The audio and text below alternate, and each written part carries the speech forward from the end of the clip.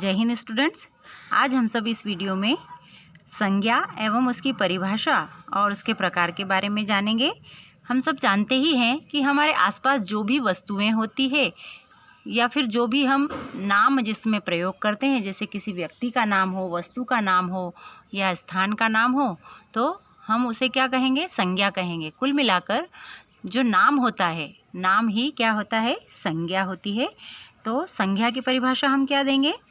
किसी व्यक्ति, यह परिभाषा आपने बचपन से ही पढ़ी होगी, सुनी भी होगी, आपके टीचर ने भी आपको बताई होगी। किसी व्यक्ति, वस्तु, स्थान या भाव के नाम को संज्ञा कहते हैं। किसे कहते हैं संज्ञा? किसी व्यक्ति, वस्तु, स्थान या भाव के नाम को संज्ञा कहते हैं, है ना। बहुत ही सरल परिभाषा है संज्ञा की। किसी व्यक्ति, वस्तु या स्थान या भाव के नाम को संज्ञा कहते हैं। जैसे कैसे? व्यक्ति का नाम क्या? जैसे हुआ राम, है ना, राम, मोहन, सीता, कुछ भी व्यक्ति का नाम हुआ। वस्तु का नाम क्या? वस्तु हुआ जैसे टेबल हुई, मेज हुई, है ना, ये हमने लिख दी टेबल। और स्थान का नाम क्या है? जैसे इंदौर हुआ, भोपाल हुआ, गुजरात हुआ, ये सब क्या है? स्थान। और भाव, जैसे मैं दुखी हूँ, है ना, ये सब क्या है? भाव है। तो सुख हुआ, दुख हुआ, ये भाव है। इन्हें स्पर्श नहीं किया जाता, इन्हें केवल महसूस किया जाता है। हम जो भाव होते हैं, जो भाववाचक जो संज्ञा होती है, उसे स्पर्श नहीं किया जा सकता, उसे केवल महसूस किया जाता है। तो संज्ञा की परिभाषा क्या हुई? किसी व्यक्ति, वस्तु, स्थान या भाव के नाम को संज्ञा कहते हैं। जैसे राम, टेबल, इंदौर और सुख, तो ये संज्ञा के उदाहरण हुए। अब हम जानते हैं संज्ञा के प्रकार के बारे में। तो संज्ञा के कितने प्रकार होते हैं? से मूल रूप से देखा जाए तो संज्ञा के 3 प्रकार होते हैं। कौन कौन से? जातिवाचक संज्ञा, नंबर 2 भाववाचक संज्ञा, और नंबर 3 व्यक्तिवाचक संज्ञा, है ना। ये क्या है? इसके प्रकार है। हिंदी में संज्ञा के ये 3 ही प्रकार माने जाते हैं, लेकिन अंग्रेजी में संज्ञा के 2 और प्रकार नए बताए जाते हैं। कुछ विद्वानों के मत है उसमें कि संज्ञा के 2 और प्रकार होते हैं अंग्रेजी भाषा में। वो कौन कौन से? एक तो द्रव्यवाचक संज्ञा और एक भाववाचक संज्ञा। कौन कौन सी 2 संज्ञाएं अंग्रेजी में और कौन सी होती है? 2। एक द्रव्यवाचक संज्ञा और एक द्रव्यवाचक संज्ञा और एक समूहवाचक संज्ञा। ठीक है, ये 2 संज्ञाएं बताई जाती है अंग्रेजी में। अंग्रेजी में कुल 5 संज्ञाओं का विवरण होता है, लेकिन हिंदी में जातिवाचक संज्ञा, भाववाचक संज्ञा और व्यक्तिवाचक संज्ञा। तो हम सबसे पहले चलते हैं जातिवाचक संज्ञा की ओर। जातिवाचक संज्ञा किसे कहेंगे? जिन संज्ञा शब्दों से, क्या परिभाषा होगी इसकी? जिन संज्ञा शब्दों से या जिन संज्ञा पदों से किसी भी व्यक्ति, वस्तु या स्थान की जाति का बोध हो, है ना। अभी हमने उसकी परिभाषा क्या दी थी? किसी भी व्यक्ति, वस्तु या स्थान की जाति का बोध हो, उसे हम कौन सी संज्ञा कहेंगे? जातिवाचक संज्ञा। अभी ऊपर हमने पढ़ा था किसी व्यक्ति, वस्तु या स्थान, भाव के नाम को हम संज्ञा कहेंगे। अब संज्ञा का पहला प्रकार है जातिवाचक। तो जातिवाचक संज्ञा किसे कहेंगे? जिन संज्ञा शब्दों से किसी व्यक्ति, वस्तु या स्थान की जाति का बोध हो, उसे हम क्या कहेंगे? जातिवाचक संज्ञा कहेंगे। कौन सी संज्ञा होगी वह? जातिवाचक संज्ञा। अब आप बताइए इसका उदाहरण क्या हो सकता है? उसे जातिवाचक संज्ञा कहते हैं, है ना। इसका उदाहरण भी बहुत ही सरल होगा, जो आपको समझ में आ जाएगा कि उससे कैसे उसकी जाति का बोध हो रहा है। जैसे अब राम है, तो राम क्या है? राम एक लड़का है ना, उसमें उसकी जाति का बोध नहीं हो रहा है। तो जातिवाचक संज्ञा का मतलब क्या होगा? जातिवाचक संज्ञा किसे कहेंगे हम? जैसे शिक्षक हुआ, है ना। अब शिक्षक पढ़ाते हैं। अब ये उदाहरण है, तो इस उदाहरण में ये शिक्षक है। ये शिक्षक क्या है? जातिवाचक संज्ञा है। ये शिक्षक कोई पर्टिकुलर पर्सन नहीं है। ये सारे जैसे राम हुआ, मोहन हुआ, ये सब मिलाकर ये कौन है? ये शिक्षक है। तो ये शिक्षक कौन है? एक पर्टिकुलर पर्सन नहीं है, ये उनकी जाति है। ठीक है, ये क्या हुआ? शिक्षक पढ़ाते हैं, तो इसमें शिक्षक जातिवाचक संज्ञा हुई। ऐसे ही क्या कहेंगे हम इसे? बालिकाएं नाच रही है। तो अब इसमें भी बालिकाएं हैं, तो बालिकाएं कोई सी भी हो सकती है, सीता भी हो सकती है, गीता भी हो सकती है ना। तो इसमें किसी पर्टिकुलर पर्सन का नाम नहीं लिया जा रहा है, इसमें उनकी जाति का, यानी लड़कियां या बालिकाएं नाच रही है। तो ये बालिकाएं क्या हुआ? कौन सी संज्ञा हुई? ये जातिवाचक संज्ञा, यानी इन बालिकाओं की जाति का इसमें बोध हो रहा है, किसी पर्टिकुलर पर्सन का नहीं, इसमें इनकी जाति का बोध हो रहा है। ऐसे ही हम कुछ और उदाहरण लेंगे। क्या उदाहरण लेंगे हम? जैसे डाकिया पत्र लाया, है ना। क्या लाया? डाकिया पत्र लाया। तो डाकिया क्या है?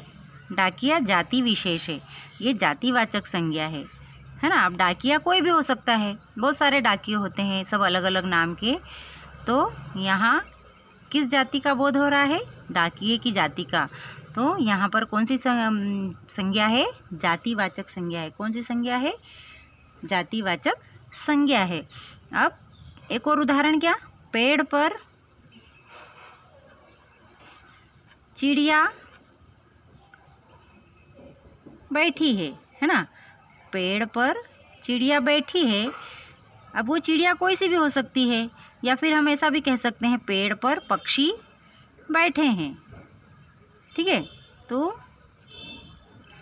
ये यहाँ पर जो है चिड़िया है या पक्षी है, ये इनकी जाति है।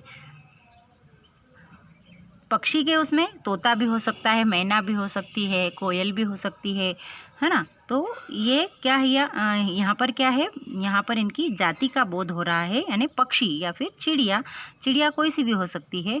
तो पेड़ पर पक्षी बैठे हैं या पेड़ पर चिड़िया बैठी है। तो यहाँ पर कौन सी, इसमें पक्षी शब्द में कौन सी संज्ञा है? जातिवाचक संज्ञा। तो ये समझ में आया होगा जातिवाचक संज्ञा का उदाहरण।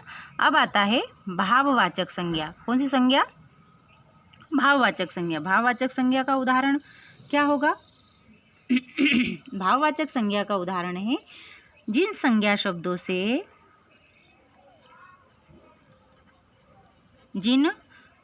शब्दों से किसी व्यक्ति, वस्तु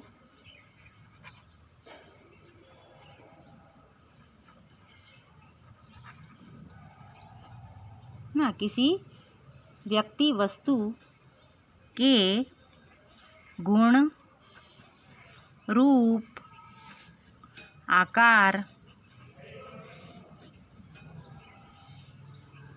दोष आदि का बोध हो, है ना। दोष आदि का बोध हो, उसे हम कौन सी संज्ञा कहेंगे?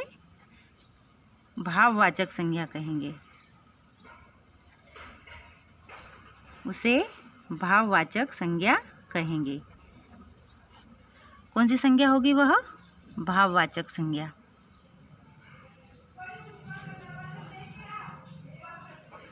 ठीक है, इसका उदाहरण क्या होगा? इसका उदाहरण होगा जैसे बचपन में राम बहुत जिद्दी था। कैसा था? जिद्दी था। बचपन में राम बहुत जिद्दी था। अब यहाँ पर भाव आ रहा है। संज्ञा तो है राम, लेकिन उसके भाव का, उसका भाव क्या था? बचपन में कैसा था? वो बहुत जिद्दी था। तो यहाँ पर भाव आया है। यह भाव ऐसी दशा है, इसे स्पर्श नहीं किया जा सकता। यह मन के भाव है ना। तो यहाँ पर क्या आएगा, बचपन में राम बहुत जिद्दी था। तो ये जो जिद्दी शब्द है यह कैसी संज्ञा है, यह भाववाचक संज्ञा है। कैसी संज्ञा है, भाववाचक संज्ञा है। ऐसा ही एक और उदाहरण लेते हैं। भाववाचक संज्ञा का एक और उदाहरण क्या हो सकता है, भाववाचक संज्ञा में जैसे दही बहुत खट्टा है। कैसा है, दही बहुत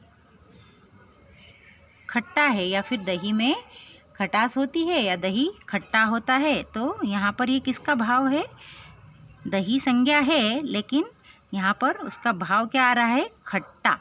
यानी ये मन का भाव है, उसका स्वाद लेने पर हमें पता चल रहा है कि वह खट्टा है। तो यहाँ पर कौन सी संज्ञा हुई, भाववाचक संज्ञा। इसे स्पर्श नहीं किया जा सकता, इसे केवल कैसे महसूस किया जा सकता है। ठीक है, तो जातिवाचक संज्ञा, भाववाचक संज्ञा। अब आती है व्यक्तिवाचक संज्ञा।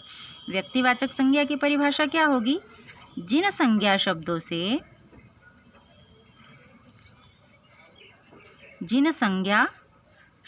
से किसी व्यक्ति विशेष, है ना, वस्तु विशेष या जाति विशेष का बोध हो। जिन संज्ञा शब्दों से किसी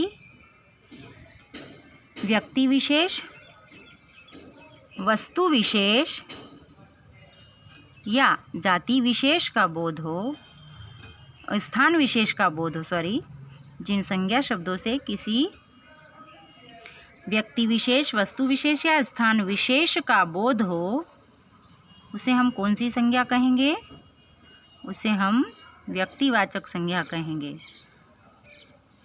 कौन सी संज्ञा कहेंगे, उसे व्यक्तिवाचक संज्ञा। क्या कहेंगे उसे हम, व्यक्तिवाचक संज्ञा कहते हैं।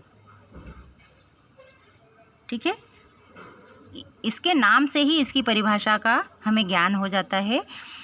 व्यक्तिवाचक संज्ञा यानी जिन संज्ञा शब्दों से व्यक्ति विशेष, वस्तु विशेष या स्थान विशेष का बोध हो, उसे हम व्यक्तिवाचक संज्ञा कहेंगे।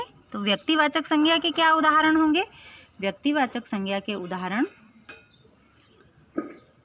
व्यक्तिवाचक संज्ञा का सबसे पहला उदाहरण क्या है, जैसे कुतुब मीनार दिल्ली में है। कहाँ पर है, कुतुब मीनार दिल्ली में है। अब यहाँ पर स्थान विशेष का बोध हो रहा है। कहाँ पर है कुतुब मीनार, दिल्ली में। तो यहाँ पर कौन सी संज्ञा हुई, व्यक्तिवाचक संज्ञा हुई। ठीक है, अब दूसरा क्या है, जैसे राम